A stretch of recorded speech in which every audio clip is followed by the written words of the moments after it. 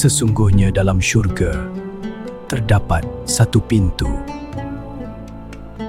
yang dinamakan Ar-Rayyan. Pintu yang hanya dikhususkan untuk mereka yang berpuasa. Aku puasa kerana Allah. Di manakah orang yang berpuasa? Maka bangunlah mereka lalu memasuki pintu itu.